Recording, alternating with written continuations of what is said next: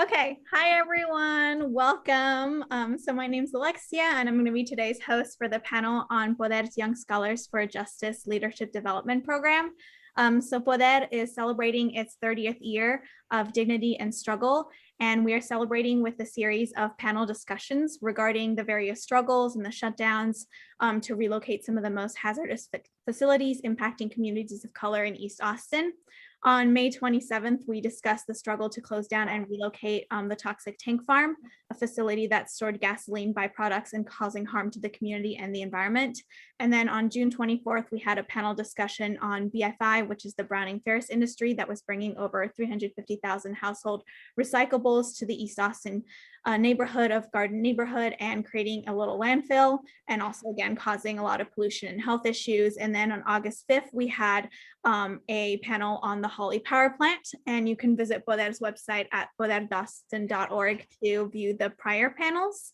And today we're going to be talking about the Young Scholars for Justice program and the importance in involving youth in organizing and intergenerational organizing. So we have a lot of cool panelists today. So we have Ericka, Ana, Carmen, and then Librado and Nancy are joining us. I'm going to give you a little bit of background on everyone, and you can always go to our website to read their full bio. So Ericka Gonzales is the former Poder YSJ coordinator and Poder co-director. She worked with Poder for 9 years while also teaching in after-school programs as a substitute teacher for AISD. And then after moving to Oakland, Ericka has become a founding member of the kindergarten teacher at Roses in Concrete Community School, an arts-based social justice elementary school. And then we also have Ana Luz here with us, who was born and raised in East Austin, is a lifelong organizer, and currently works with the Commit Partnership, where she's lead a team charged with designing regional strategy to racially diversify the North Texas teacher workforce. And she also has a master's in public administration from the New Mexico State University.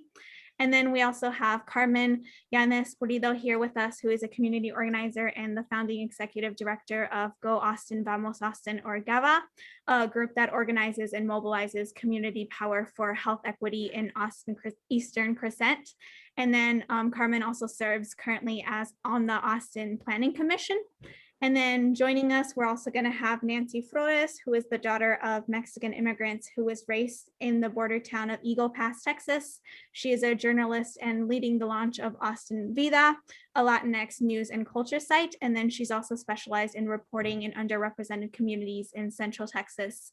And most recently was a community affairs reporter and columnist for the Austin American Statements.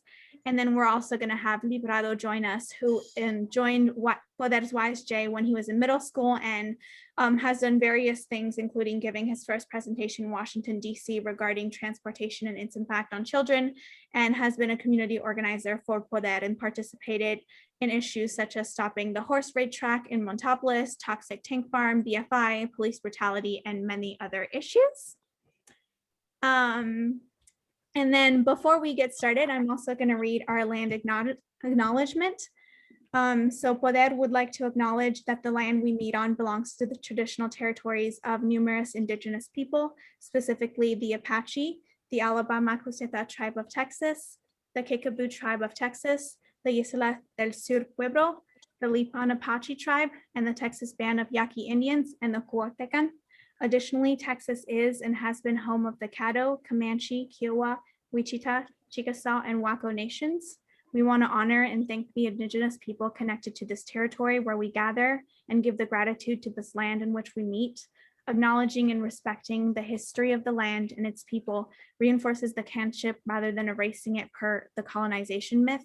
And then land acknowledgements also aim to raise awareness and disseminate knowledge about indigenous histories that are so often forgotten in silence.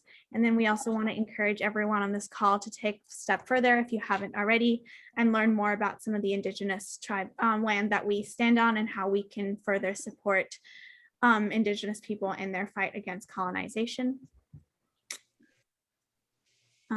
And basically we're going to get started by watching a video that the YSJ students put together in 2006 that'll give you some more insight on what they were working on. So I'm going to share my screen and share that video.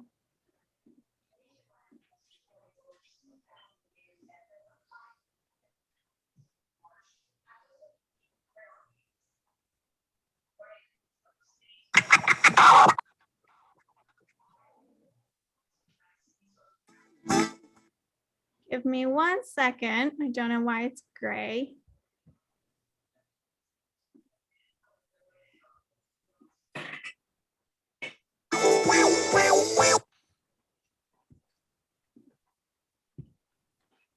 That's really weird because I can see it when it's not sharing. Okay, I might just skip the video. I don't know. I think it's like when like Zoom, I know has like some specific functions against sharing like DVD players. Yes, it does. Yeah. So sorry about that because I checked earlier and it works when I'm just looking at it.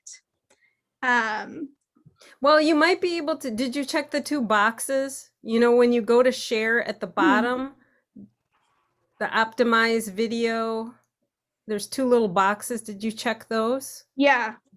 Okay, yeah, then it's probably a copyright issue. I teach a film class on Zoom, so. Okay, that's okay. We'll jump straight into the question. So I'll ask the panelists lots of details about what you guys did during your time. Can you go to the second video? I don't think the second video is going to work either because I think like it works on my laptop when I play it. I think it's the Zoom part that doesn't work. Like I can play it right now, but when I share my screen, it just goes gray. If you want, and give me a second, I can hook up my my webcam, and if you make, well, yeah, I mean, I would have to be made a, you'd have to send me the video. Yeah, that, I don't know if that would work either. I'll figure out how to share it with, I guess on Poder's website, like after the event. Yeah. But I think it might be easier if we just ask all the panelists a lot of questions so y'all can describe what was made in the video. Real quickly, Nancy is waiting on the Zoom link for some reason, Nancy. I'm in now. Okay, great. Okay, awesome. So Nancy, I'm actually going to start with you. So you first joined Poder as a St. Edward's University intern and then continued working with Poder with the YSJ. Can you start by kind of introducing yourself, how you got involved, and what you did during your time with Poder and the YSJ? Sure. Yeah, great to see everyone, and those who watch the replay of this. I'm so glad that Dr. Teresita Garza is here because it really all started in her class. It was back in 2000 when I was a St. Edward's University student, and I was enrolled in Terry's Native American and Chicano communication class. And Susana came to speak, during one of our classes and, just talk to us about her work and the issues going on in East Austin. And all of this was just so new to me. And it really was just like a light bulb moment of, of awareness. And Susana really did that to, shine a light on all those issues, but not just to me, but to all the students in our class of, those were the initial seeds of awareness and also of social justice and what was going on in our community. Shortly after that class, I think Terry and I talked about like, how can I get involved? And, I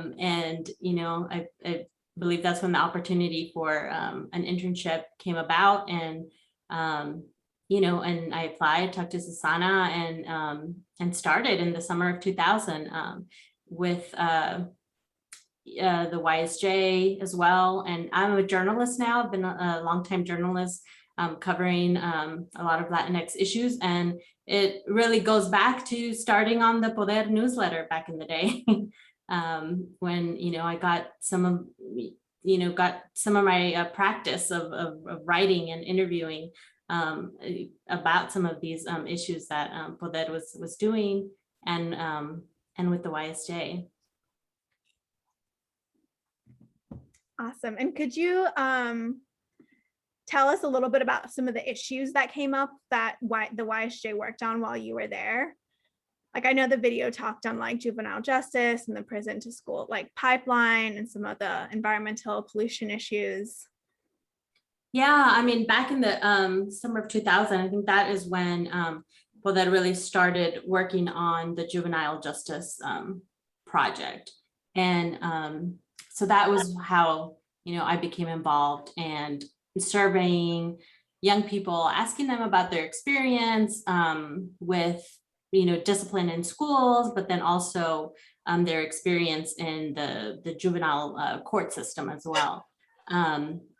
And it took a while to, compile all of that information. And then it was, I think, later that summer, or maybe the next summer, that that all of our findings, based on all of the, the things that the students were telling us about, were presented in a report in a formal way to the AISD school board, and then also the Austin City Council. And I think for me, that was just like a big moment in seeing, how youth could actually be involved. And I think, I don't know if it's like a cultural thing, or maybe in my family, there was this thing of like the children should be seen and not heard type of mentality. And so the Young Scholars for Justice was a real mindset shift, for me, and I think a lot of the folks involved in that, our voices were not only, we were not only asked of like, what do you think about this, but what do you think is the solution, and how should it be done? And let's address these, people in power, and you have an equal voice in that. And so that was like a really big part of, like, I think, in all, in the personal growth of the experience of, working with Poder and, and the YSJ program, was that, us, kids and, young people and college and high school and middle school, we could go to the school board and request and our demands, and tell them, like, this is the findings, this is what's wrong. And that was, pretty mind-blowing for me at the time. Thank you for sharing that.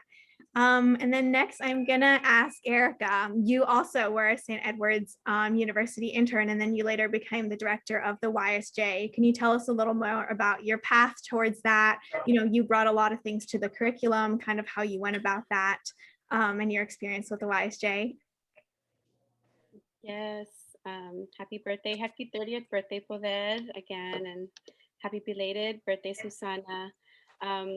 I first also want to acknowledge the land that I am currently on. I am on Ohlone land here in Oakland, California.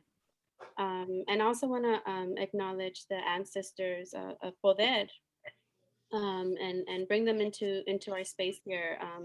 Specifically, the latest elder that passed away, Miss Amaripa. So I just want to acknowledge that all of the work and sacrifice that our ancestors have made within Poder.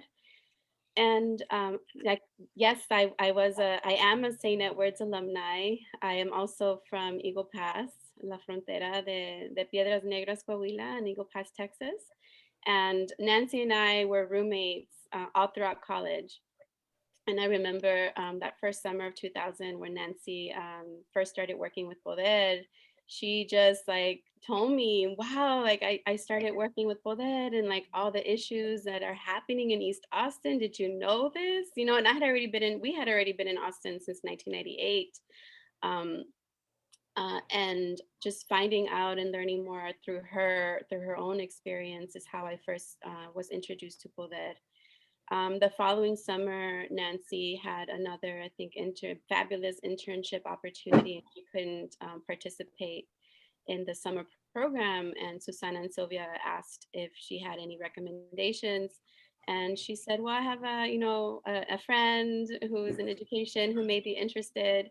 And I remember Susana and Sylvia meeting them for the first time I was in a little coffee table outside of St. Edward's, and I was just blown away. It was like I was looking at my reflection, you know, like all this, like the woman that I wanted to be in life. Like I wanted to be just like them.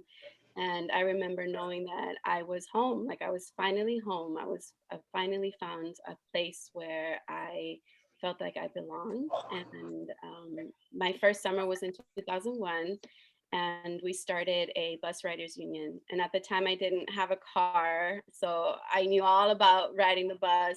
I knew what bus riders needed and wanted, because I was on the ground all the time, going everywhere on the bus and on my bicycle.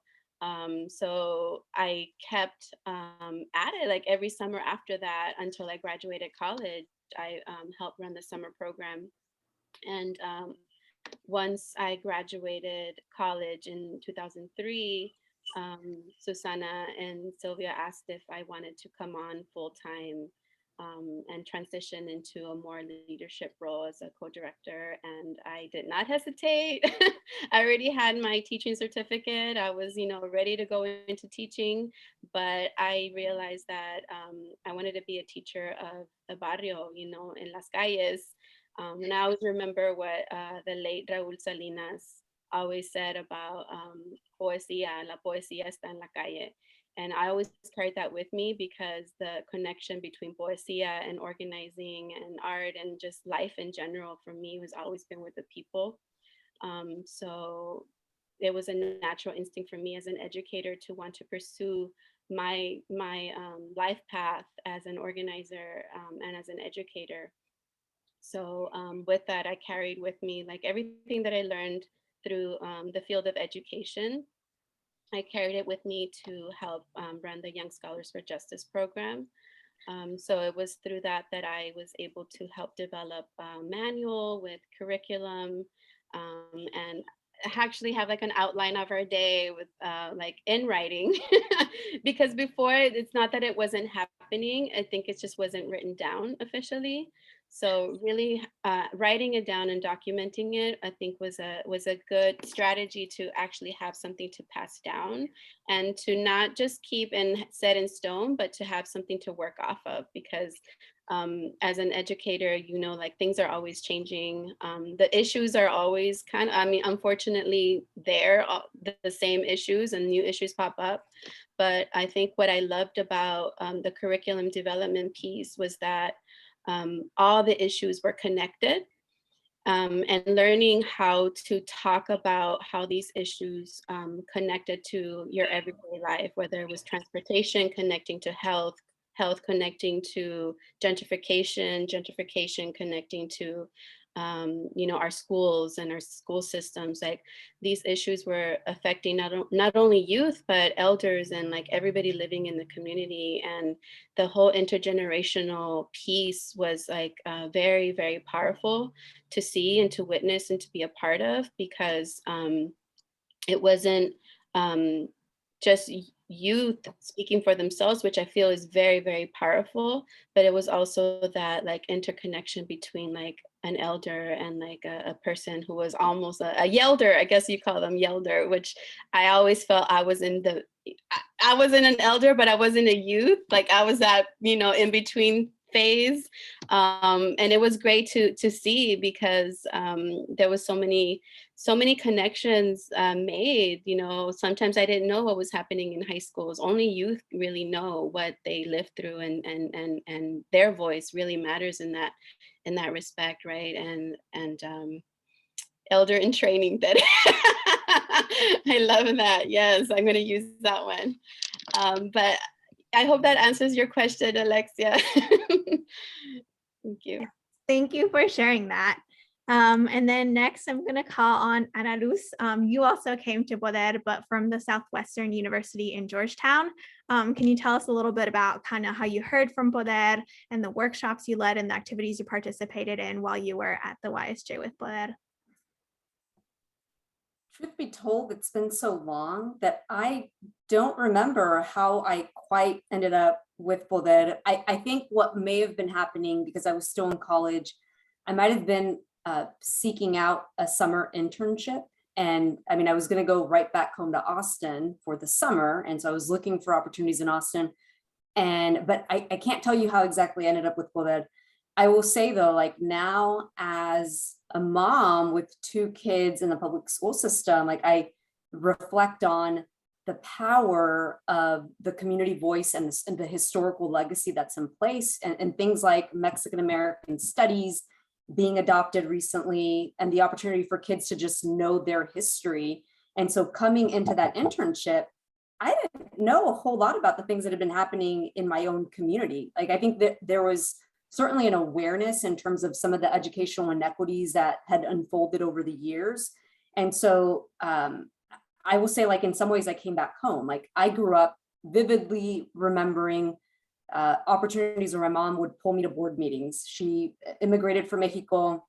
You know, now she does speak some English, but is not super fluent, and was not afraid to advocate on our behalf. And so when I think about, like, Nancy, what you just shared in terms of like kids will only be seen, not heard.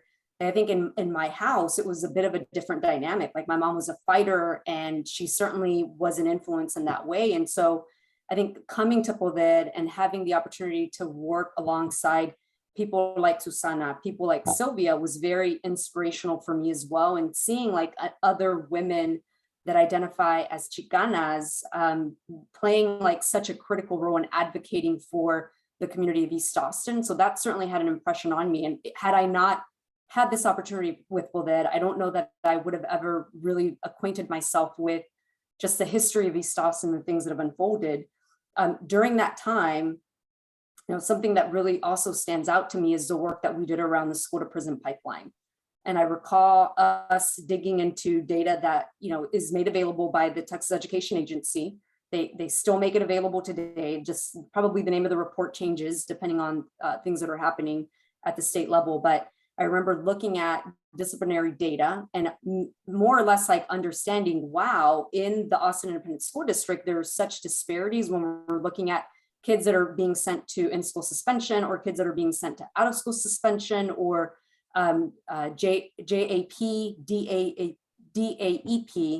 and the opportunity, I think similar to what Nancy shared, like not, aside from that opportunity that I had with as a kid growing up and going to board meetings, which I didn't recall as vividly, being with Poder, coming together with people like Ericka, people like Nancy, to actually put that data together into a more formal presentation, which then was taken to the school board, was a powerful experience. Like, even though I was not a student at that time in AISD, I was certainly a product of AISD and the systems in place. And I think that was a really powerful and eye-opening experience for me. And it's something that I've carried with me. Like, even now in my current role, one of the things that we're paying attention to oftentimes is just educational inequities and the ways in which the systems that have been designed aren't necessarily with our Black or Latinx youth in mind, first generation kids, immigrant kids. It's just really created the conditions where we're oftentimes not succeeding because these were not systems designed for us. Thank you for sharing that. And then Carmen, you also became involved in Poder, and your family has been involved with Poder as well. Can you tell us a little more about when you came in? What are some of the things you did and organized around with the YSJ? Yes, so first of all, thank you, Poder, for doing this, and happy birthday. It's wonderful to see some of my fellow comadritas and all the Poderistas. So, and just to go back in time a little bit. Yeah, I came in actually as a college intern as well in the Young Scholars for Justice in the mid 2000s, and I was actually studying at the University of Chicago, and so I was far away in school, and definitely had not found any real niche of like Chicanismo or a Mexican American or even really Latino presence, even though I was around it was a very, diverse student body in some ways, but then also completely different. The Mexicans I was encountering for the most part at the University of Chicago were like very highbrow, you know, elite educated Mexico City kind of students, right? Until eventually I did start to kind of find a network of like, we were very few public school smart, you know, students of color in an elite institution, learning the best that we could and getting really, really challenged. So I was actually moving from a biology focus in school to environmental studies. I was getting more interested in looking more broadly at all the different types of things that I could learn about. And my dad, Daniel Llanes, was on the board of Poder at the time. But really importantly, I think, I don't know who on the Poder team found it, but there was an internship opportunity with the EPA. It was actually with the Environmental Protection Agency, and it was an environmental careers organization, this effort that they had started to put youth in internships with environmental organizations. And they specifically had an EJ cohort, so an environmental justice cohort and interns that would be, specifically placed in environmental justice organizations. And so I knew it was home in Austin. I knew it was in the East Side, which in full disclosure, I was a half East Side kid, but I was really like, I went kind of back and forth. I went to elementary school in Old West Austin. I spent a lot of my childhood in East Austin on the Colorado River. And I went to junior high and high school. Actually, Ana and I were at LBJ High School at the same time. So that was like a magnet experience, right? But my family was no longer in Old West Austin when I came back from school. And East Austin was where still felt familiar in Austin, actually. It was where it felt like things hadn't actually changed as much as they had in some places. And Poder, kind of in some of the ways Ericka is talking about, is like I found this home of this Chicanismo and these incredible women who were just teaching everybody by doing it. I mean, I could, yeah. Oh, and let me just say too, this was like pre-recession times, right? So the internship I got, I think I was getting like $11.25 an hour, and I thought I had made it. Like it was like incredible, right? And here I was able to like spend the summer. Well, I remember them pulling us this, because they flew us to DC at one point, and they gave us a few cool like workshops and things about how to negotiate salary and stuff, and learning about the EPA. And then I remember somebody taking us to the side, the small cluster of environmental justice outreach interns. And they said, now you all are probably, because you're doing environmental justice work, you're probably going to come up across some controversial issues. And it's really important that you don't speak to the media during this internship. Well, my internship took place in the summer that Daniel Rocha was killed by APD officer Julie Schroeder. And that beautiful curriculum that Ericka had planned with everybody got completely rearranged at the start of the summer, because this was an issue that hit in Southeast Austin and Dove Springs. It was a young Latino who was killed, and the youth knew it, and I mean, everybody took it head on. So, I mean, I'm pretty sure I was like on the cover of the Daily Texan already. Like we were all out in the streets.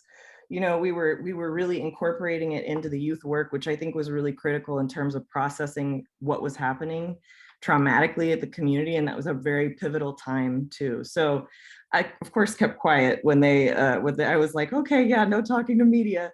But in that sense, I mean, we were still talking about pure casting, the metal foundry. We were still talking, I mean, Holly power plant was still open and operating at that time.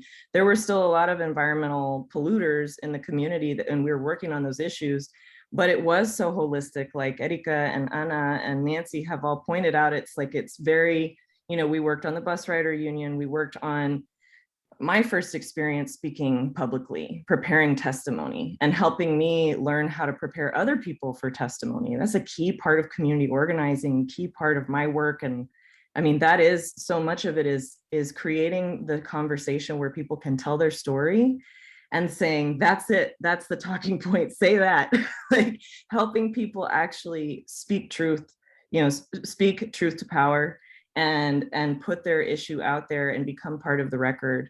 And to involve youth in that. And I mean, my Spanish got better. I did not speak Spanish well when I started at Poder. Like I can actually simultaneously interpret now, because a lot of my block with Spanish was mental and emotional. And Susana and everybody, I mean, they just threw us out there. It's like, you just got to do it, right? You got to push through the fear. You'll have somebody next to you, you know, if you stumble, but you just got to do it. And that's really how we learned so much of what we learned how to do. And I will always be grateful for the opportunity, first of all, to work with all these amazing people, but also to have done youth leadership development work when I was a young adult. And I would say specifically like in my early and mid 20s, because there's a certain relationship that young adults who are out of adolescence and pre-adolescence can have this bond, right? Because you have this power to mentor a young person who's just a little younger than you. You have open ears and attention, and they are no strangers to all of the heavy issues we're dealing with. And many of them have had to grow up way too fast, like many of us have when we saw or experienced things that were just really difficult. And so in that sense, like, yes, they're dealing with these adult issues, but they're also incredibly impressionable. I was incredibly impressionable even at, 22, 23. And it changed the course of my life. It changed the course of my interests. And it also showed me that there's a way to talk to people that you can relate, regardless of where you come from, that you should be proud of who you are. But like, I know I've probably gone on way too long, but I'm gonna say this one little anecdote. Since y'all mentioned the school to prison pipeline, one of the most incredible things that I still look back on and go, I can't believe we did that.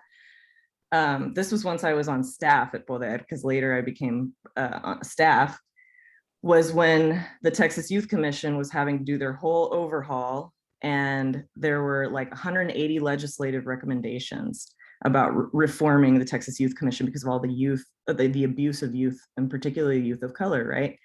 And we digested this massive document of jargon into a digestible list of priorities. And we went to communities in Dallas, Houston, and San Antonio. And when we went to Houston, I mean, these were entirely Black segregated communities, Fifth Ward Enrichment Program, right?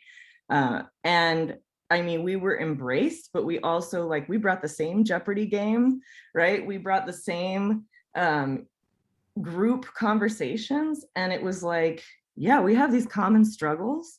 And it taught me so much about meeting people where they're at and people meeting me where I'm at.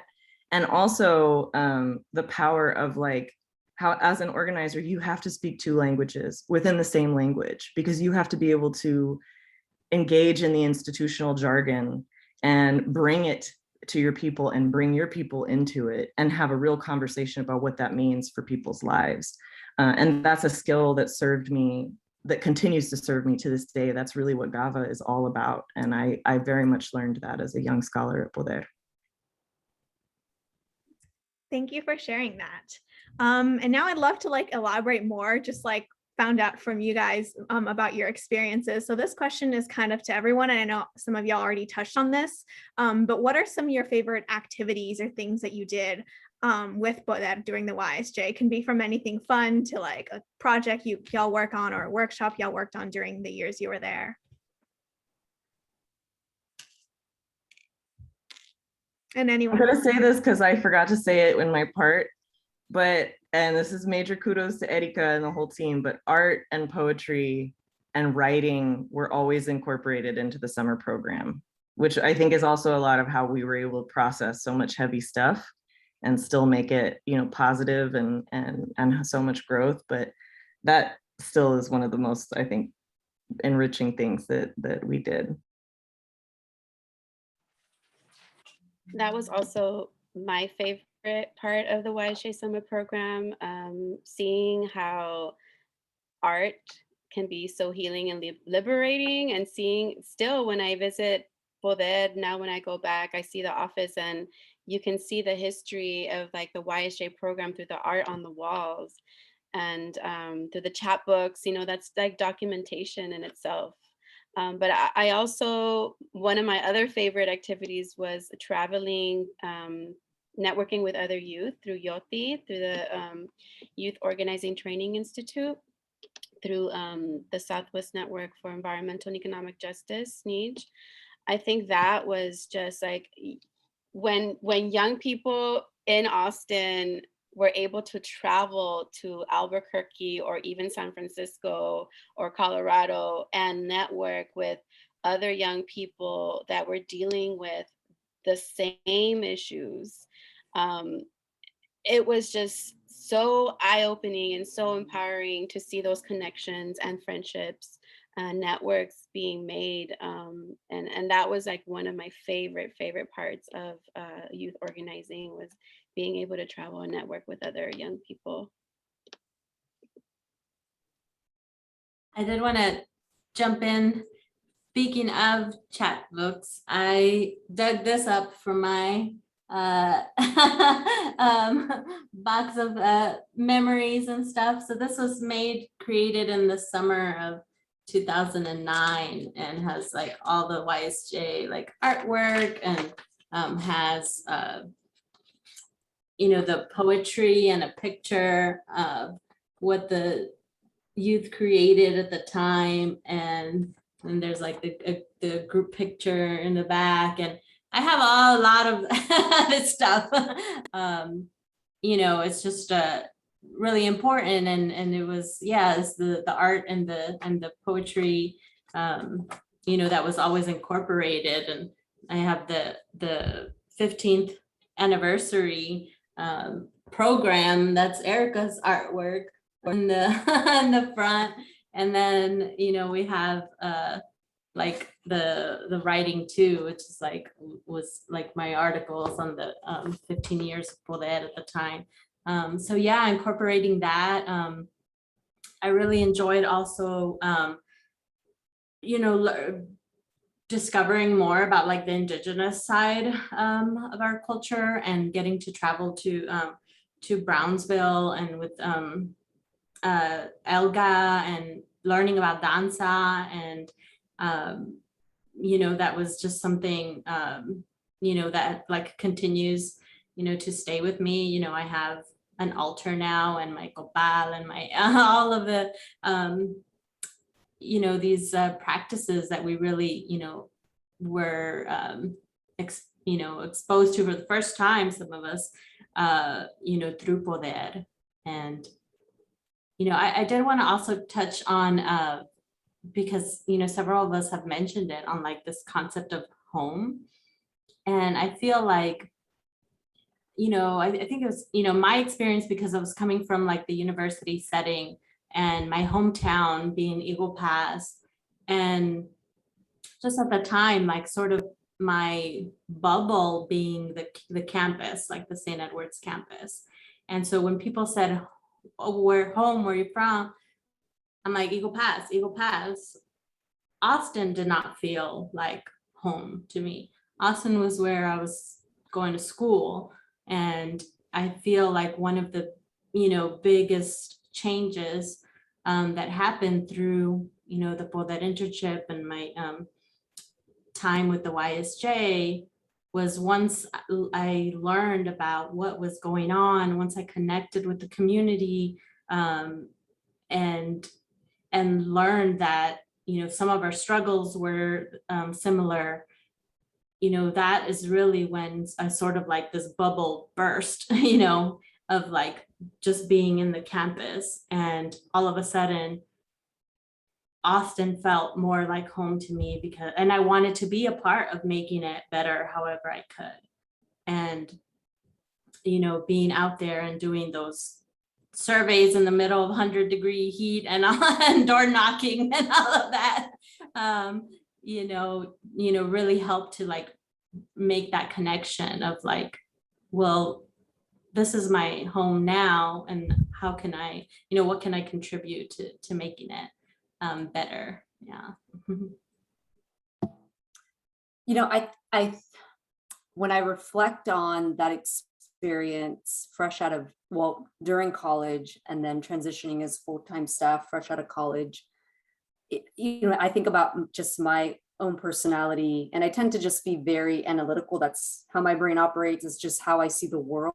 And so I do believe that when I reflect on like, what are the things that I found most satisfying, it was like that historical piece, that awareness of the data, that awareness of like, oh, these are how the things fit together in service towards advocating for your community. So I think those elements really stand out as recollections of experiences that I really enjoyed. But I will say though, I think just as the other ladies have said, it was a pivotal moment in, I think, the evolution of my own identity. You know, when you think about like how your identity evolves over the years, I think this experience with Poder, it was certainly one of those instances where it shaped how I define myself, how I saw myself in relation to my community, how I, in some ways, like began to develop a sense of agency. And when I went to college, like I studied political science, and so politics and government were certainly of interest to me. But I had an opportunity to go and do an internship with a House rep, actually from Dallas at the time, at the Texas Capitol, and I think I lasted for like maybe 2 days. I kid you not. Like I went into the office. I had to sit down in this sterile building and just like consume media for the day. Like every day they would print like a stack high of reports of just news stories that we should read up on that were relevant to the things that were happening at the state level. And I couldn't do it. And at that point, like I'd already had this experience with Poder, and where there's like vibrancy, a sense of community, a sense of connection that was missing from that experience. And I don't know that I would have necessarily walked away from that internship with a belief that my voice mattered, just knowing now what I know. And I think that opportunity, you know, in my young 20s really set me up to believe that it is possible to organize. It is possible to advocate on behalf of your community, on behalf of your family and your children in service to a greater good. And, you know, I'm forever grateful for the opportunity to have worked, like I said, alongside Susana and Sylvia, and have learned from them in that process. Thank you for sharing that. One question that I did want Ericka or anyone else to further elaborate on is you brought up the conferences that you went to and kind of like sharing and connecting with other communities across, you know, the United States on, you know, their struggles and how it's related.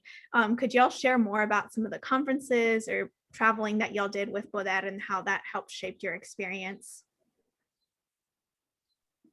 Yeah, so the Youth Organizing Training Institute was, YOTI was a program that was put together through the Southwest Network for Environmental and Economic Justice based in Albuquerque. And they picked, basically you had to apply for it, and each organization that was part of this network, the Southwest Network, it was made up of different organizations in the Southwest, and you were given an opportunity to have a young person apply and be paid through the summer to do work within the organization. And every summer, all the youth interns that were a part of the network were able to travel and meet each other, and you know, accompanied by an adult person, and usually that adult person was me at that time, and we were able to fund some other youth to travel with us. But when we got together, we talked about what we were doing within our own organizations, what kind of work we were doing on the ground, and then they also provided training. So talking about environmental justice issues, the definition of that, and the history of the network and the environmental justice movement in general. But then there were other conferences that we were able to attend. Some of them were even out of the country. You know, I was like so blessed to be able to attend the World Social Forum in Kenya, and the US Social Forum that happened in Atlanta. And I think during that time, there was just so much traveling. Like the environmental justice movement was like so well funded. Although Poder has always not been as well funded as other organizations, it just felt like it was like this hot topic right of the moment, right? And there was just so much like movement around networking and meeting other organizations. So there was a lot of like just traveling and getting to like know other organizations and through conferences. And that's how I actually like met all these people in Oakland. Was like, was it the U.S. Social Forum, Carmen, or was it something else that we came to Oakland? It may have been the U.S. Social Forum in 2007, but Yeah. we were also getting connected a lot through Highlander Center and Yes, a lot the of the youth Highlander justice work Center. and the Gathering for Justice, which happened in Yes, Oakland. like so many things, right? Like the Highlander Center was just amazing to even visit, to know that history, like of the 60s, been around since the 60s, and like Martin Luther King and all these people went through there. It was just an amazing experience to just be there, the presence and the energy, but to also learn from like people from the South, really, like knowing those issues that really happen in the South. Like it was powerful to see the connections that people from all over the United States were like doing the similar work that we were doing. Like it made us feel like we were not alone, and that we can call on each other for support. So those are some of the key places. And like Nancy also said, you know, traveling to Brownsville, even though it wasn't like part of the programming, it wasn't, you know, something that like a funder was going to pay for. That was like straight up like, we're gonna be immersed in your cultura and learn about these traditional ways of danza, and like the youth and elders gathering where we were able to like learn about curanderismo and like healing with plantas as our medicines. You know, like those trips were just as important and so related to the work that we were doing. Yeah, and I just want to add to that about Brownsville. It was also a big deal because, you know, even though I was coming from the border area, I had never been to the Rio Grande Valley, and we had like never been, like Ericka said before, like we barely had cars, like our families weren't, you know, traveling the nation, you know, for fun or anything like that. And so just another like eye-opening experience of, you know, being able to see other communities, you know, was a big deal at the time.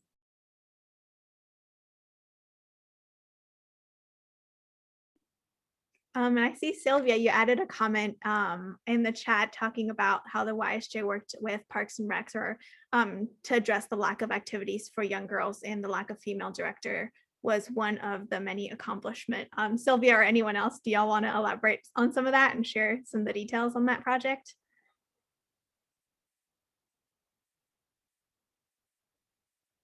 You want to share, Sylvia, or do you want me to share?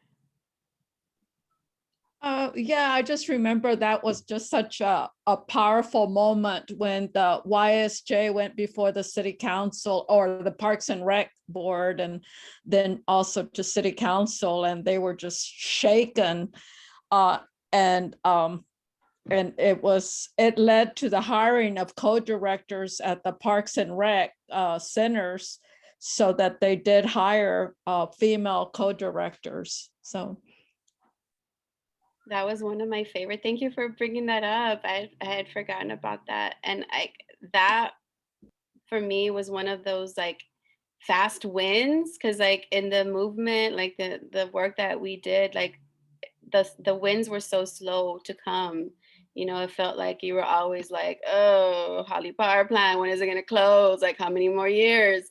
But that one was like, it was so like what the youth that worked that year were able to have a win. And that for me was just like, to be able to be a part of that was just amazing. And to be there when the Holly Power Plant closed too was just an amazing experience. Yeah. The city council, one of the city council members said that as many times as they had reviewed the budget for Parks and Rec, that it was the first time that they had heard from the actual participants that participated in their activities at the parks. And that was a youth voice, that was the first time. And they just, you know, they congratulated and even recognized the Young Scholars for Justice for the presentation that they did, and presented the findings of one of the many surveys that they've done throughout the years addressing those issues that are affecting youth and in our community. So thank you. Yes, and then we have Susana, who also brought up another topic that y'all worked on.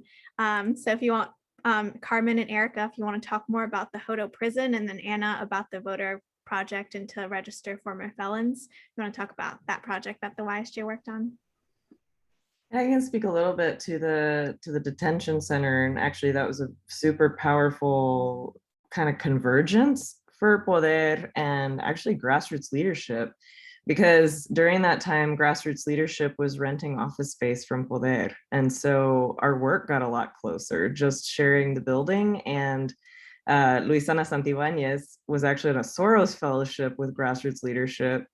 And as part of that was getting to work, she and her sister became part of the YSJ as well. And so it began a real convergence. It was certainly, you know, Poder had always been in support of immigrant rights as human rights. And I think that was an important in the backdrop, but hadn't, at least in my experience at Poder, had not been in the forefront of our work until that convergence. And we were really seeing all of the parallels with the privatization of the prison system, what was happening to youth in the school to prison pipeline, and then how immigrants were now being used to grow this massive industry of private prisons. And one of them being this Hutto Detention Center, which was a medium security prison and was converted into a family detention center. And so we actually engaged the youth in some of that work, and with grassroots leadership went out there, held vigils, raised awareness of the issue here, but also, you know, drove to Taylor, where the Hutto Detention Center is. And that became a significant part of the work. And that's actually, I mean, I got involved in that work for quite a while as a result of that with Texans United for Families. And it really opened my eyes to the whole world of Detention Watch Network, and these national networks that were every day, lawyers, organizers, activists, former detainees, family members, I mean, working every day to expose what was really ugly and change the system. And, you know, and President Obama did end family detention in 2009, but unfortunately that detention center remained as a women's detention center. And, you know, I always like to remind people, they're still family members. They're still mothers and sisters and daughters and all of those things, right? So, you know, unfortunately that work continues on and is still a major issue, but that was super powerful. And yeah, Ericka, I don't know if you wanted to add anything to that. And this is more a general question. I know y'all worked on so many issues during your time with YSJ, which is why I think, you know, makes YSJ so special, really combining all the different environmental and social justice issues. Are there any other specific projects that y'all have memories from that you just want to highlight, speak about, or a specific strategy that y'all use? Because I know y'all covered like so many, from like door-to-door knocking to presenting and all of that. What I really enjoyed was the Nawiolin Healthy Communities. It started off with mostly mothers in elementary schools. Carmen and I would go and do some presentations on safe cosmetics and how to create your own do-it-yourself, like safe laundry detergent and soaps and like different things like household products. And that kind of just trickled down to the YSJ. And I really love that part because we were able to do hands-on activities. And it was kind of like also something that we were able to sell. Like we could sell our own soaps, and we made our own beauty products, and they were all natural. And like a lot of the females that were part of the group were into all of those things, right? And I actually have carried that over into my own life, you know, knowing that watching out for the labels. And I think that the campaign for safe cosmetics is still around, and at the time it was a website, but now it's an app. And I still refer to that app, like if I buy products, because I don't have all the time in the world to make products still, but I still use I think it's called Think Dirty app, and I have it on my phone. It's still something that I use, and something that I also teach my kindergarten students, as a kindergarten teacher for many years now.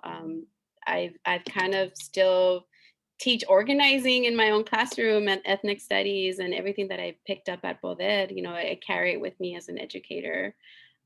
So it lives on, I think, through all of us, right? No matter what path that we took in life or what career path, I think that all those experiences we carry with us now.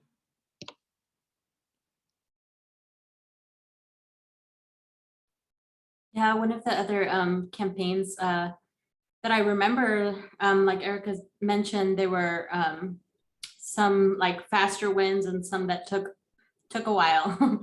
And I do remember the peer casting facility in East Austin, the industrial metal foundry that was located near Zavala Elementary, and there was also like a preschool playground that was there.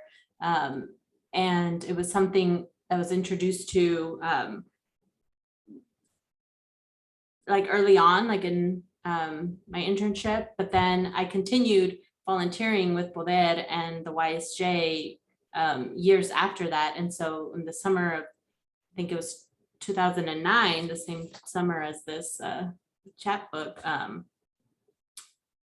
did volunteer now as a, out of college. I had already graduated from college and came back, and this YSJ was working on that, and remember going door to door and filling out the community surveys, and then helping out with a press conference and just kind of seeing how that could be powerful as well, and making sure that that more people knew about what was going on.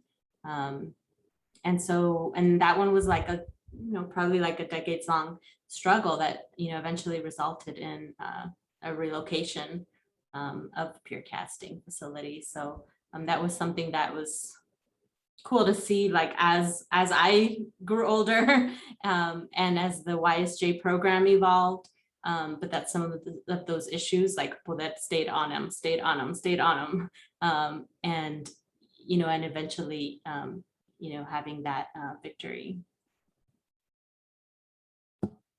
Yeah, Susana has like an excellent memory. Like my memory is terrible apparently compared to Susana's, but she brought up something really great, which was actually having interviewed community members and then generating transcripts from those interviews. And I think this goes back to something that I mentioned, I think at some point in this conversation, which is this opportunity to learn about the history of my community. Like nowhere in my K through 12 experience had I ever been taught about the history of East Austin and the contributions of Chicanos in that history.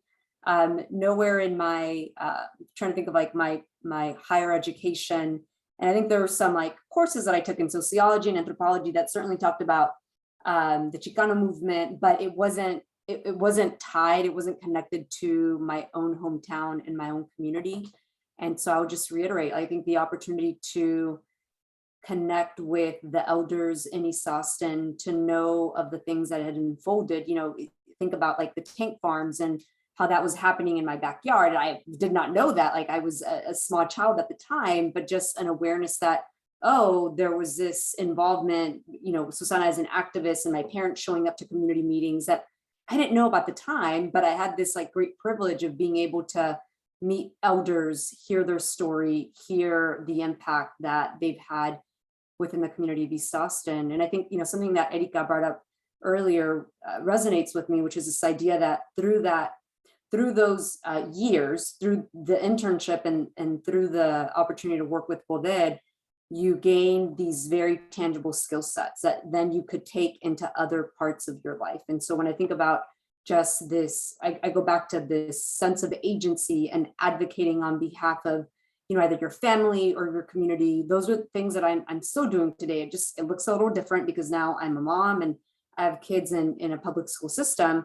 But I think some of the issues that, I was tackling through Poder are still very much relevant to what issues are confronting our school districts. Zero tolerance policies were one of the things that we talked about back in the mid 2000s. And, even today we're thinking about, well, how are suspensions looking different when we look at our African-American youth, when we look at our Latinx youth? And those are still issues, at least where, the district where my kids attend, this idea of representation and like, are your kids having the opportunity to be taught by an educator that is Latinx or, Chicano and can connect with them in that relational way? I mean, those are still, like, I hate to say this, but like, we're still in many ways still grappling with some of those same issues. And the skill sets that I've gained from our time with Poder are very much still present and alive in what we're doing. They just maybe manifest themselves in slightly different ways.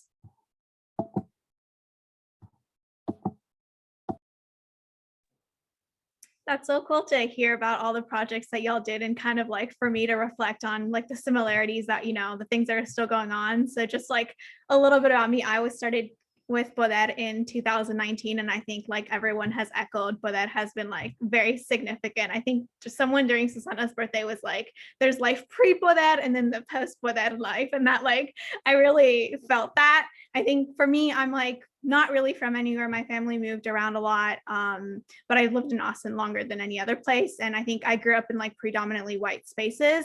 And I think Poder was the first time where I was not in a white space. And I think that was like really impactful for me to, learn about Poder and then kind of like inquire more about my own culture and then talk to my family and like my parents and my grandparents. And then also just like really language to put together on like these, social and environmental issues that I had seen or like heard about, but didn't necessarily like focus on. And, I've learned so much from Poder, but I think also, with the YSJ today, they're still learning on these issues and how they're still relevant to what's happening. And a lot of the skills are still the same. Like, for example, during COVID with the YSJ, they did a lot of like surveys and talking to the community to know about like what the gaps are with like the services that the city are producing and like who's the help going to and who has access to that. And I think that, ties into like so much of like the generational work and some of the all of the skills that, have our elders have taught us and that you all have, partaken in and also like contributed to. And like the paintings, like one of the paintings, Nancy, that you showed that's still at the Poder office, I like immediately recognized it. And, the art and the paintings are always some of my favorite events, and just hearing about the youth and like their poetry at the end of the summer is like really cool to see. So that's like, I don't know, it's just really inspiring to be talking to all of y'all today and kind of see the progression of the YSJ, and it's still going strong today. This year, we're still working on just transportation, especially with Project Connect and like the $7 fair price. And then with solar panels and solar equity are some of our focus. And then obviously COVID and like resources for that. So that's really cool to kind of see the progression.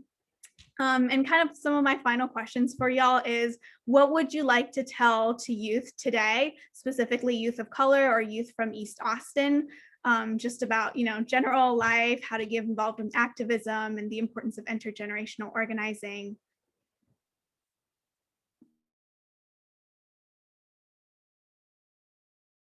Sorry, very big question. Well, it is a big question. But I think what I like to sometimes share with youth is just, there are people who care about you in your life, whether they express it well or not. And there are also people who will care and invest in you as a person that you might not even know yet. And when you find an opportunity where an adult is willing to invest in you, give you an opportunity to connect, as well as other youth, especially to be able to connect with other youth, take it. Because if you continue to show up and you continue to show interest and put in the effort, people will invest in you. People will help you out. They'll look out for you. actually. And I think it can be really isolating to be a young person. I've been thinking lately about, how hard it is to be a teenager, and how I can only imagine how hard it is to be a teenager right now. And so it can feel sometimes like there's not really anybody on your side. And so I just, I encourage you to say yes to those opportunities, even if it's the wrong turn and you go somewhere else, right? Because people will continue to invest in you. And I have to say this too, Poder has been through good funding and no funding, and big budget, no budget. Well, I don't know about big budget, but able to hire lots of staff and not and much. And the youth program, I am so grateful to Susana and everyone who sustained it, but especially Susana after all these years, that no matter how little funding there was, the program always went on, even if it was just going to be 3 or 4 youth, instead of 40.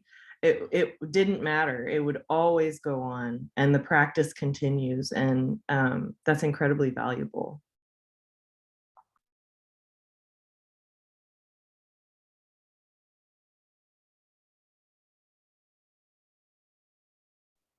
Any other words of wisdom from our other panelists? Yeah, no, that is a big question. I will attempt to take a stab.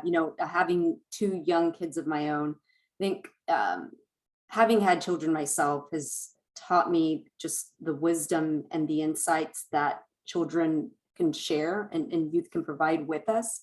And so I think my message is believe in yourself, like recognize or understand, develop an awareness that your voice does matter, and that there is certainly an opportunity for you to exercise agency. And it could that agency can manifest itself in different ways. So I think keep an open mind in terms of, I think similar to what Carmen was saying earlier about the opportunities that present themselves to you. And I think maybe also even more importantly, develop an awareness around what are the things that you care most deeply about, and what does that say about your values and your convictions, and how do you continue to make decisions that keep you aligned to those values. I think that, those aren't things that I necessarily understood or recognized in my younger years that I certainly recognize now. And I think that that's a way to sustain yourself for the years ahead. I would, as a mother, I'm also a mother of 2, 9 and an 11-year-old, and working with children as young as 4, 5, and 6-year-old on a daily basis. I feel that I see the change as children get older, of that loss of that inner child, of that spontaneity, of that like spark. It's always there, but I think as people get older and like you reach the teen years, it's almost like you're ashamed of it. You're ashamed to let your light, or afraid to let that light shine, because kindergartners do not hold back. They will say whatever is on their mind. They are like fresh and moldable, and like are probably one of the best organizers I've ever seen, because they're loud and they're proud and they're not afraid. Like their minds are just sponges, right? So I would say just tap into your inner child and remember what it's like to play. Remember what it's like to have passion for something, whatever issue it is that you care about. Stick with that and learn as much as you can about it.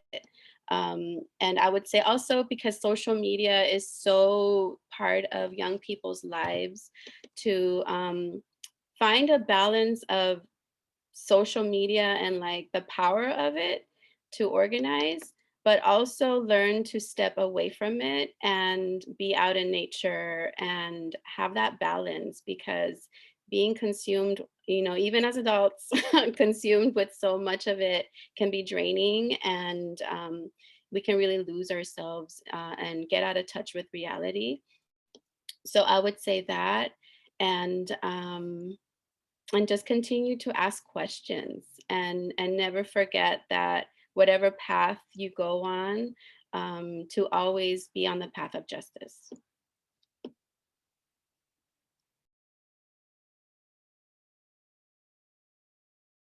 Yeah, I would just add, to remember that you're not alone, and to find those safe spaces. Like, I think, Poder for all of us was that safe space where we could get out of our comfort zone, like Carmen mentioned about developing like more of like the language skills, and that maybe was not necessarily in the comfort zone, but like within it, within that safe space of Poder, we could stretch a little bit. And even though it was scary, whether it was like, speaking in public or talking to people in powerful positions, as a youth, just all of those things that kind of get you out of your comfort zone. I'm finding, now as an adult, that all of those things really came into play. And so practicing, as a young person, you can only get better. And so like just finding those spaces where you can stretch a little bit, is going to go a long way in whatever path you pursue. And I think that's, that's also something that, that helped, I think, all of us, was like in tying, whatever our career interests were, to the connection with community and to organizing and how they were related. And that was definitely, instilled. And I think that's why all of us, can apply, everything that we learned there to like our different career paths. Thank you for sharing all those words of wisdom. Right now, I want to open kind of the Zoom to everyone, including the audience. If anyone has any specific question that they want to ask our panelists, or memories that they want to share from the YSJ or from Poder, feel free to just unmute yourself.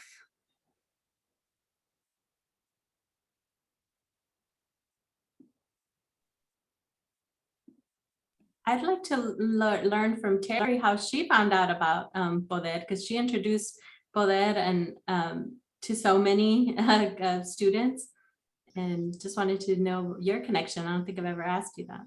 Oh, Nancy, you're asking me to go way back. Well, whenever I move to another town, I always try to find all the like-minded activists and community members. I've moved several times throughout my life. I've moved all the way north, and now I'm making my way south, and who knows where I'll end up. But whenever I do move somewhere, I just research and I ask around. I go to the bookstores. That's how I met Raul. I look for organizations, and I try to incorporate that into whatever I'm teaching. So whatever activist organizations or, and I check them out, I go in person and meet people, and I came across Poder in my research. And then I reached out to Poder, and I was surprised how quickly they responded. And it was when you all were at the that building by I-35, Sylvia. I don't remember what that was called. I don't know if Susana is It was here. the extended care building, wasn't it? Yeah. The extended care building on Landy. Yeah. The care building. And do you remember meeting me? I'm going to throw it back to Susana and Sylvia. In that little office? Yes. Yeah. So I went over there to the little office, and it was like, I think there was enough room for Susana, Sylvia, and myself. And it had the file cabinets along the sides. And then we just chatted, and like in no time we were laughing and just cracking up. And I felt like I was back home again. I grew up in Wisconsin, and I grew up in a really multicultural community. And then I went to teach in Madison, and I grew up in a community that was you know, I grew up going to the reservation, and I felt like I was back on the reservation because, you know, the small place, the room, people make do with whatever the room they have. And then just laughing, just like talking about, I mean, the laughter is so healing. Like when you're, especially when you're dealing with really difficult issues, it's medicine. It's just medicine. And I felt like I was with two clan mothers, even though they're, you know, they're not that much older than me, but just the wisdom, in terms of the wisdom. And so I said, hey, would you like to come to my classes? And they said, yeah, we can do that. And I got some honorarium. I don't know what it was, maybe $50 or whatever for each of you. Because St. Ed's has never been like had a big endowment or anything. So, and my dad happened to be in town. And I think we did around the Peace and Dignity journey. Or maybe we did several of them, right? Like several times. And then one of the times was the Peace and Dignity runners came.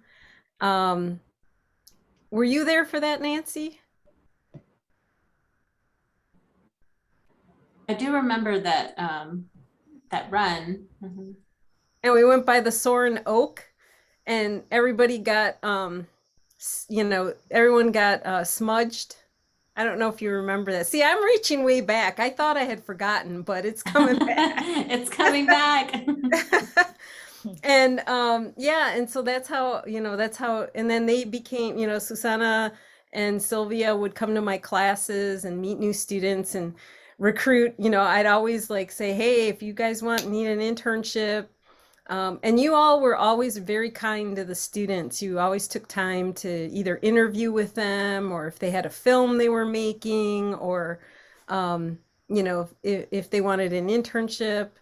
And, you know, I really appreciate all the time you took with the students, and they really appreciate, they're so like, wow, these women are so cool. They're so awesome. They'd always come back. So yeah, so that's how it happens, Nancy. Yeah, and to that, I do want to add, I want to thank, man, I am just so honored and so happy to have come across so many powerful young women. And I do want to thank all the panelists because we've done so much, and worked on so many issues, and done a lot of travel, and learned about a lot of what other young people were doing and what were happening in other communities. And one thing that Poder has always done is work with the universities. And I'm real grateful to Sylvia Herrera, Dr. Sylvia Herrera, because that was a connection at the University of Texas, because you know, you had to have somebody with a master's in order to get interns for your organization. And Sylvia was able to, because she was working on her PhD, she was able to meet that criteria. And so we continue to have interns from the University of Texas, and even from Southwest, not Southwestern, we haven't had anyone for a long time, but Texas State, which is in San Marcos, and St. Edward's now and then. But even this semester, I have 3 interns from UT, one from Urban Studies, and 2 who are part of the sustainability program at UT. And it's so rewarding because you all know we've had some great students, Celine Vendon, who came through, Carlos Pignon, even Gabriel Padilla. There's so many young people that have come through Poder, and we've always had our door open because we feel it's important that they actually see what the work that community people are doing, and how to, with their skills that they have, and with the skills that community has and testimony, and how you merge those two together, and how they can listen to community and then come up with surveys with the right question, and go back to communities and be willing to tweak those, and how we paired, you know, students to go out with community. Those are all real important things, because that's how students really get out on the ground and get to meet people and get to learn about what's really happening out in the community. And we learn so much. I can't even tell you that Nancy, I don't think, has talked about, the radio co-op we had. But Nancy used to do our newsletter, Chinachmi, in Aslan. And she laid it all out for us. We came up with the different stories and stuff because she had that skill to be able to do that. Ericka came and she put that curriculum into point, and she put it into down to the minutes and so forth. And, Sylvia and I were just doing that, but we weren't really having it written down. And so, Renee Renteria came in and also did videos. How do we do videos? He trained us. How do we do interviews to the press? Don't go on and on. You only do 30-second bites. All of these things. And I think Ana too, she brought her sister Rocio. And I remember we did the voter registration for former felons. Whether you've done 4 years at Harvard or 4 years at Huntsville, you have the right to vote. So we had to go back out and tell the community, you have that right to vote. And so this is all being done, and sort of like, how do you keep the youth and the elders together? And I think that's more important, is that a lot of organizations try to separate the youth from the elders, and they really are missing the indigenous concept that we're families and that we should have young people and elders always working together, because we can share knowledge, we can share, wisdom, all of these things together, and how important that is. And I think that's why we strive, even when, like Carmen said, we don't have funds. One thing we always try to fund is, and look for, the minimum money is to keep the YSJ going, because it's so important that the next generation also experience what you all are experiencing now, right? And all get to participate and sort of like the doors in their mind open, and that they realize people care. And, we continue to do that art. But I think the other thing is that we do games. We've incorporated, when we talk about capitalism, Alexia has bought in the Monopoly to teach them all about capitalism, which I thought is just wonderful, of how we integrate the games. We teach them how to spin a spinning top. They never even know what a spinning top or seen it. How do you do the paddle with the ball? I mean, really basic things that youth are not doing these days, because they're all on the phone or the computers. But how do we take them back into these games? Like you say, how do we find the child in us? And so those are things are all very, very important. And so, and Poder has always been, you're right, Poder has always been a poverty organization. We have never been, one time the Hispanic magazine did an article, and it showed that what the president of Sierra Club salary was more than Poder had ever made, probably in a decade, just that one person's salary. So that's just to show you that even though we're a poverty organization, we've always been able to do so much, because we do have interns working with us, and we have dedicated community that's willing to work for minimal pay. And I do want to thank also Carmen, because when Carmen graduated from the University of Chicago, I remember begging her just to give us 1 year to work 1 year with Poder. And actually she stayed numerous years. And so I'm really appreciative of those, because she could have been making buku money. But everybody in Ericka and everybody who's been on staff has sacrificed a lot, because like I said, we are a poverty organization, but we have a lot of compassion and love for our community, and we want to address the injustices in our society and in the world. Thank you for Sylvia, sharing. I don't know if you wanted to say real quickly before we finish up also. Just I want to thank you from our heart, and how you've carried that throughout the years, and you will continue to carry that love and compassion and passion for our community, regardless of where we are at. We'll always carry that in our heart, and take it elsewhere. And it goes back and forth. It doesn't stay in one place or another. because that spirit will continue to move us forward to address those issues. And again, I want to thank each and every one of you for participating and sharing these stories of reflection, right? Of how youth and elders can make a difference, and all the ages as one family. Tasukamati.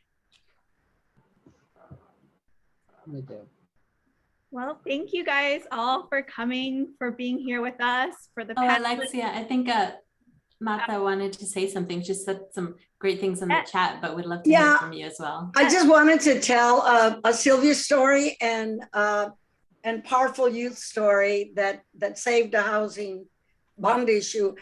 Sylvia and I had, well, I'm a big fan. What can I say? And she had this amazing services for the elderly program in East Austin, and everybody was hungering for it because they saw the potential for making big bucks. If you recall, Sylvia, they wanted to move it to the west side, of course. The minute something is successful, you know, they wanted to move it to the west side. So we got after John Trevino and Andy, you know, was Ramirez. They were the ones trying to pull it away. And so I said, look, I'm going to tell Sylvia you want to do this. And they said, oh, yeah. And I said, and furthermore, if you persist in doing this, I'm going to tell Sylvia that we have to have a protest. And then Johnny said, well, we're going to, you know, suggest this move on such a night. And I said, well, I'll tell Sylvia. And then we're going to have a protest. And then Johnny said, yeah, and who's going to protest? You, Sylvia, and your two friends.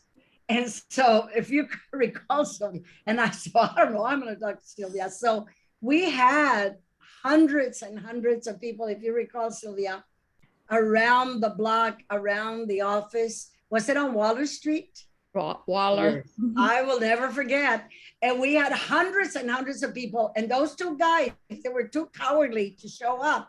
And if you recall, all they did was drive around the block, you know, and look at Sylvia and my two friends. And I thought that I don't think I ever told Sylvia that that's what Johnny had said, because I was probably embarrassed to tell her that's how little he thought of us.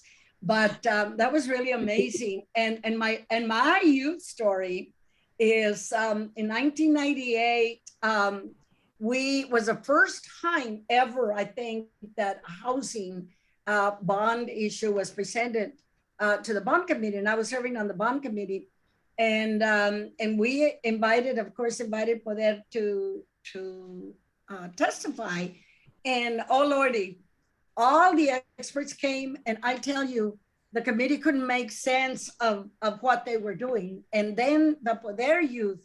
Oh, and so then, Susana, the youth show up, and I'm like, the youth! Oh my gosh! I thought because everybody else had been all these spuds, you know, all these PhDs, and I thought, oh my gosh, Susana, how could you? And oh my goodness! And I know I told Susana they killed it.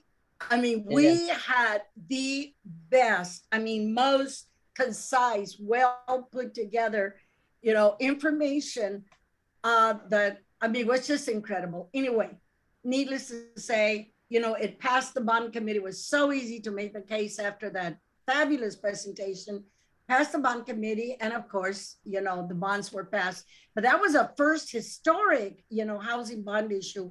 And for their youth, saved the day for that. So, I mean, just what can I say? Also, for their youth has served as a model, for a lot of programs like Academia Puebli and others that are ongoing. And thanks to for their youth, you know, extremely well supported. So congratulations. Thank you. Thank you, Mark. Wow, thank you for sharing that. That was such a great story and so powerful. And thank you for also all the comments in the chat. If you guys haven't seen, she dropped a lot of wisdom in there. But yeah, thank you everyone so much. The panelists, everyone at Poder, everyone who came here today, and anyone in the past or in the present who has worked with Poder and the young scholars. Thank you all for being here with us today. And I don't know, Susana, if you have an announcement about some of our next speakership. Not at this time, but I would ask for people to go to the Poder website, poderaustin.org, and let your friends know and make a donation. Thank you so much. Yes. Thank you, everyone. Have a great night. Thank you. Thank you all. Bye. Bye. Bye. Good night. Bye, everybody. Great to see you. See you Great to soon. Thank you, Teddy. Great to Good see all of night. you. And thank you, Barbara, for attending. Gracias.